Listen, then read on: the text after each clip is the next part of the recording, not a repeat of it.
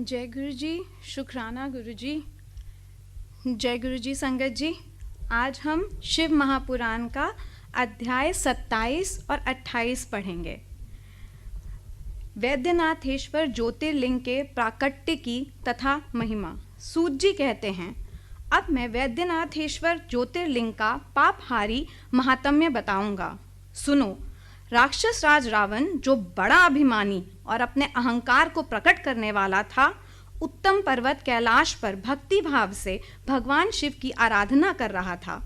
कुछ काल तक आराधना करने पर जब महादेव जी प्रसन्न नहीं हुए, तब वह शिव की प्रसन्नता के लिए दूसरा तप करने लगा।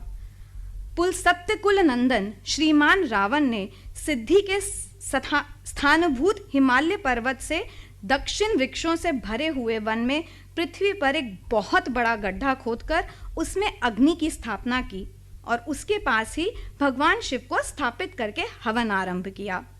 ग्रीष्म ऋतु में वह 5 अग्नियों के बीच में बैठता, वर्षा ऋतु में खुले मैदान में चबूतरे पर सोता और शीतकाल में जल के भीतर खड़ा रहता।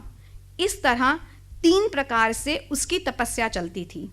इस रीति से रावण ने बहुत तप किया, तो भी दुरात्माओं के लिए जिनको रिझाना कठिन है, वह परमात्मा महेश्वर उस पर प्रसन्न नहीं हुए। तब महामनस्वी दैत्यराज रावण ने अपना मस्तक काटकर शंकर जी का पूजन आरंभ किया। विधि पूर्वक शिव की पूजा करके वह अपना एक एक सिर काटता और भगवान को समर्पित कर देता था। इस तरह उसने कर्मशः अपने 9 सिर काट डाले।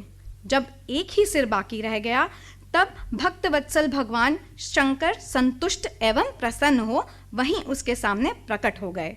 भगवान शिव ने उसके सभी मस्तकों को पूर्वव्रत निरोग करके उसे उसकी इच्छा के अनुसार अनुपम उत्तम बल प्रदान किया। भगवान शिव का कृपा प्रसाद पाकर राक्षस रावण ने नतमस्तक हो हाथ जोड़कर उनसे कहा, देवेश्वर प्रसन्न होइए, मैं आपको लंका में ले चलता हूँ। आप मेरे इस मनोरथ को सफल कीजिए, मैं आपकी शरण में आया हूँ। रावण के ऐसा कहने पर भगवान शंकर बड़े संकट में पड़ गए और अनमने होकर बोले, राक्षस राज, मेरी सार गर्भित बात सुनो।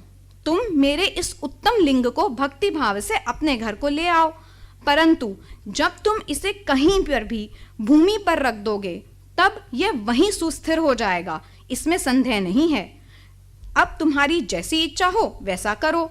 सूत जी कहते हैं, ब्राह्मणों, भगवान शंकर के ऐसा कहने पर राक्षस राज रावण बहुत अच्छा कह वह शिवलिंग साथ लेकर अपने घर की ओर चला, परंतु मार्ग में भगवान शिव की माया से उसे मूत्रोत्सर्ग की इच्छा हुई। पुलस्त्य नंदन रावण सामर्थ्यशाली होने पर भी मूत्र के वेग को रोक न सका। इसी समय वहां आसपास एक गवाले को देखकर उसने प्रार्थना पूर्वक वह शिवलिंग उसके हाथ में थमा दिया और स्वयं मूत्र त्याग के लिए बैठ गया। एक मुहूर्त बीतते बीतते वह गवाला उस शिवलिंग के भार से अत्यंत पीड़ित हो व्याकुल हो गया। तब उसने उसे पृथ्वी पर रख दिया। फिर तो वह हीर कम्य शिवलिंग वहीं स्थित हो गया। वह दर्शन करने मात्र से संपूर्ण अभीष्टों को देने वाला और पाप राशि को हर लेने वाला है। मुने, वही शिवलिंग तीनों लोकों में वैद्यनाथेश्वर के नाम से प्रसिद्ध हुआ, जो सत्पुरुषों को भोग और मोक्ष देने वाला है। वह दिव्य, उत्तम व श्रेष्ठ ज्योतिर्लिंग दर्शन और पूजन से भी समस्त पापों को हर लेता है और मोक्ष की प्राप्ति कराता है। यह शिवलिंग जब संपूर्ण लोकों के हित के लिए वहीं स्थित हो गया, तब रावण भगवान शिव के परम उत्तम वर को पाकर अपने घर को चला गया। वहां जाकर उस महान असुर ने बड़े हर्ष के साथ अपनी प्रिय मंदोदरी को सारी बात कह सुनाई। इंद्र आदि संपूर्ण देवताओं और निर्मल मुनियों ने जब यह समाचार सुना, तब वह परस्पर सलाह करके वहां आए। उन सबका मन भगवान शिव में लगा हुआ था। उन सब देवताओं ने उस समय वहां बड़ी प्रसन्नता के साथ शिव का विशेष पूजन किया।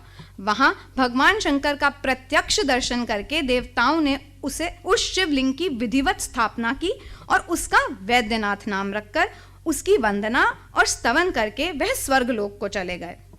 ऋषियों ने पूछा, सूत जी, जब वह शिवलिंग वहीं स्थित हो गया तथा रावण अपने घर को चला गया, तब वहां कौन सी घटना घटित हुई, यह भी आप हमें बताइए। सूत जी कहते हैं, ब्राह्मणों, भगवान शिव का परम उत्तम वर पाकर महान असुर रावण अपने घर को चला गया। वहां उसने अपनी प्रिया से सब बातें कहीं और वह अत्यंत आनंद का अनुभव करने लगा। इधर उस समाचार को सुनकर देवता घबरा गए कि पता नहीं वह देवद्रोही महादुष्ट रावण भगवान शिव के वरदान से बल को पाकर क्या करेगा। उन्होंने नारद जी को भेजा। नारद जी ने जाकर रावण से कहा, तुम कैलाश पर्वत को उठाओ, तब पता लगे कि शिव जी की दी हुई वरदान से कहाँ तक सफल हुआ है। रावण को यह बात जच गई। उसने जाकर कैलाश को उखाड़ लिया। इससे सारा कैलाश हिल उठा। तब गिरिजा के कहने से महादेव जी ने रावण को घमंडी समझकर इस प्रकार श्राप दिया। महादेव जी बोले, रे दुष्ट भक्त, दुर्बुद्धि रावण, तू अपने बल पर इतना घमंड ना कर। तेरी इन भुजाओं का घमंड चूर करने वाला वीर पुरुष शीघ्र ही इस जगत में अवतीर्ण होगा। सूत जी कहते हैं, इस प्रकार वहां जो घटना हुई उसे नारद जी ने सुना। रावण भी प्रसन्नचित्त हो जैसे आया था उसी तरह अपने घर को लौट गया। इस प्रकार मैंने वैद्यनाथेश्वर का महात्म्य बताया। इससे सुनने वाले मनुष्य को पाप भस्म हो जाता है। अध्याय 27 और 28 समाप्त। जय गुरु जी, शुक्राना गुरु जी। हर हर महादेव शिव शंभू, काशी विश्वनाथ की जय।